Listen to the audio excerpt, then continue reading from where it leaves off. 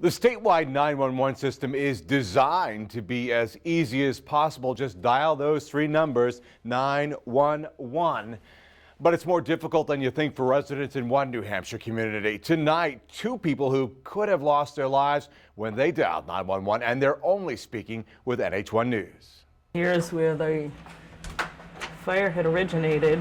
That fire breaking out here at Kelly Crowley's home in Penardville last week, leaving a trail of devastation and destruction behind. I was panicked. I was like out of my mind because I've never experienced anything like this before. She called 911 telling dispatchers she lived here at 10 Elmwood Avenue. So firefighters responded to this 10 Elmwood Avenue in Manchester. Why? Because she forgot to say one word, Goffstown. Did that ever cross your mind? It didn't cross my mind. Being in a panic, I mean, the last thing I'm going to think of is don't forget to say which town you're in, which part of the town you're in. It would be 10 minutes before firefighters got to her house, even though there's a Goffstown fire station less than 2 minutes away. Now, just weeks before, another 911 mix-up. Bill, how long have you lived here? 40 years. Where do you live, Goffstown or Manchester?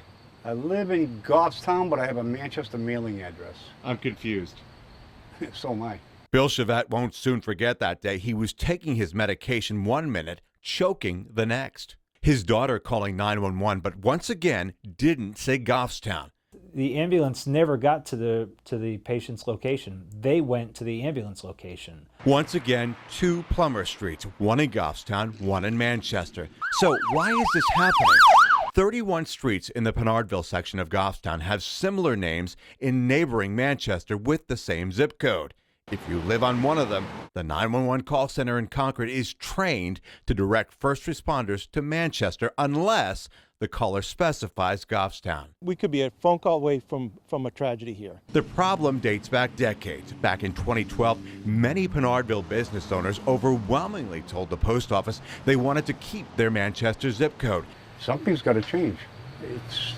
We'll have to have a better system than 911 somewhere. Are you worried about your business and postal, or are you worried about people's life? Coming up tomorrow night, we speak with local leaders, one of them saying a tragedy will most likely happen before changes are made. We also take you to the selectmen's meeting where options are out on the table to get things changed sooner, they say, rather than later.